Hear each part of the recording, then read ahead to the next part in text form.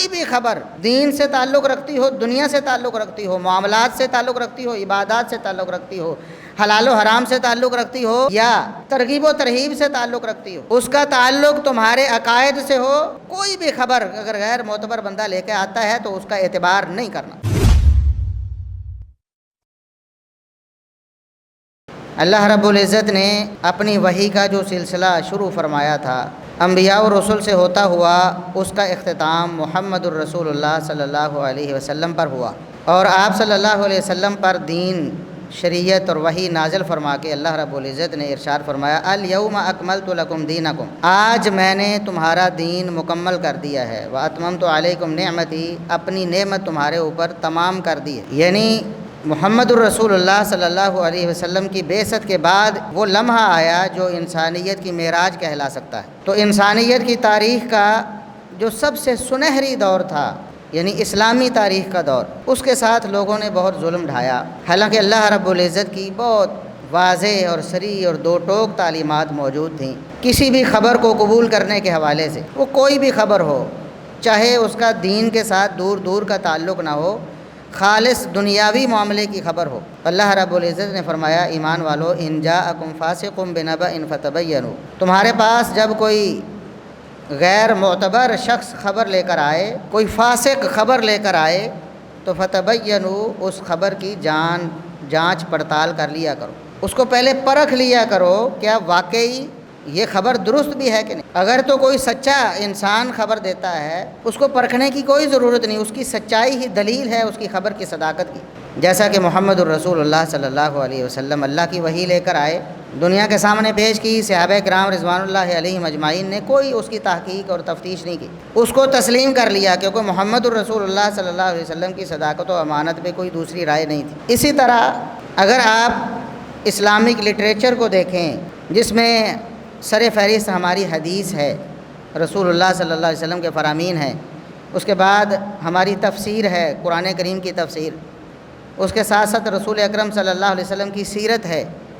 اس کے ساتھ ساتھ ہماری تاریخ اسلامی ہے، رسول اکرم صلی اللہ علیہ وسلم کے عہد کے جو واقعات ہیں یا اس سے پہلے کے، یا آپ صلی اللہ علیہ وسلم کی اپنی جنگوں کے یا اپنے غزوات کے جو واقعات ہیں، وہ جب روایت ہوئے تو مسلمانوں نے اتفاقی طور پر یہ اصول طے کر دیا کہ الصحابۃ کلھم عدول،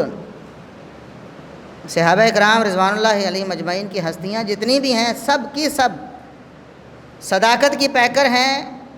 عدالت و امانت ان کے رگ و پے میں سما چکی ہے، لہٰذا ان کے بارے میں بھی کوئی تحقیق کرنے کی ضرورت نہیں۔ علماء نے کتابیں لکھیں، محدثین نے بڑی بڑی ضخیم کتابیں ترتیب دیں راویوں کے حالات پر، لیکن آپ کو کسی صحابی کے بارے میں کوئی جرح و قدح نہیں ملے گی، انہوں نے اس حوالے سے زیر بحث لایا ہی نہیں کہ فلاں سچا ہے کہ نہیں ہے، کیونکہ صداقت و امانت کی گواہی ان کی اللہ رب العزت نے قرآن کریم میں دے دی تھی، اور محمد الرسول اللہ صلی اللہ علیہ وسلم نے اپنے فرامین میں بتا دیا تھا کہ میرے صحابہ ایسے ایسے۔ لیکن اس کے بعد کے جو راوی ہیں صحابہ کے بعد، وہ تابعین ہوں، تبع تابعین ہوں، پھر ان کے شاگرد ہوں، ان میں سے ایک ایک کے حالات کی پوری جانچ پڑتال کی گئی ہے، ضخیم کتابیں محدثین نے لکھی ہیں، پوری زندگیاں انہوں نے صرف کی ہیں، ایک ایک حدیث اور اس کی سند اور اس کی علتوں کے علم کے لیے دور دراز کے اسفار کیے ہیں، ہزاروں میل سفر کیا ہے، اس دور میں جب سفر کرنا بہت مشکل تھا،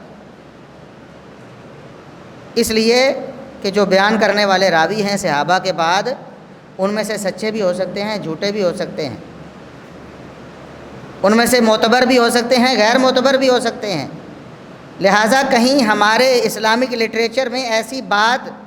شامل نہ ہو جائے جس کو ہم اپنا ایمان یا اپنا عقیدہ یا اپنی فکر یا اپنا نظریہ بنا لیں، لیکن اس کی بنیاد جھوٹ پر ہو، کسی جھوٹے بندے کی بیان کردہ ہو، کسی غیر معتبر بندے کی بیان کردہ ہو، کسی ایسے راوی کی بیان کردہ ہو جس کو بھول چوک ہو جاتی ہے، جس کا حافظہ درست نہیں ہے، اس کے حافظے کی گڑبڑ کی وجہ سے ہمارے دین ایمان میں کہیں کوئی غلط بات شامل نہ ہو جائے۔ اس کی بنیاد یہ ساری جو کاوش ہے یہ جو ساری محنت ہے محدثین کی، جس میں صدیاں صرف ہوئی ہیں اور ہزاروں لاکھوں افراد جس میں اپنی مہارت دکھا چکے ہیں، اس ساری کی بنیاد یہ قرآن کریم کی آیت ہے۔ ایمان والو، اگر کوئی غیر معتبر بندہ تمہارے پاس خبر لے کر آئے، کوئی بھی خبر لے کر آئے، قرآن کریم کا اسلوب یہ بتاتا ہے کہ اللہ رب العزت نے یہاں کسی خاص خبر کی کیا تذکرہ نہیں فرمایا، فرمایا بنبأ، کوئی بھی خبر دین سے تعلق رکھتی ہو، دنیا سے تعلق رکھتی ہو، معاملات سے تعلق رکھتی ہو، عبادات سے تعلق رکھتی ہو، حلال و حرام سے تعلق رکھتی ہو، یا ترغیب و ترہیب سے تعلق رکھتی ہو، اس کا تعلق تمہارے عقائد سے ہو یا تمہاری تاریخ کے ساتھ ہو، کوئی بھی خبر اگر غیر معتبر بندہ لے کے آتا ہے تو اس کا اعتبار نہیں کرنا، قطعاً اس کا اعتبار نہیں کرنا، بلکہ کیا کرنا ہے؟ فتبینوا، اس کا سورس دیکھنا ہے۔ اگر کوئی معتبر سورس آپ کو نظر آتا ہے تو تب آپ اس بات کو مانیں۔ ہاں ٹھیک ہے، آپ کو ایک شبہ پڑ گیا ہے کہ شاید یہ بات جس نے کی ہے، جھوٹا بندہ ہے، غیر معتبر ہے، لیکن ہو سکتا ہے یہ بات صحیح ہو، لیکن اس کے صحیح ہونے کے لیے، اس پر یقین کرنے کے لیے آپ کو اس کے دیگر سورسز تلاش کرنے ہوں، اس کی دوسری سند، دوسری چین تلاش کرنی ہوگی، دوسرا اس کا مصدر تلاش کرنا ہوگا، جس سے آپ کو پتہ چلے کہ یہ معتبر خبر ہے، ورنہ آپ اس کو رد کر دیں، اس کو ریجیکٹ کر دیں، اس کو کبھی قبول نہیں کرنا، ایکسیپٹ نہیں کرنا۔ اور اسی پہ بنیاد ہے ہمارے سارے اسلامک لٹریچر کی۔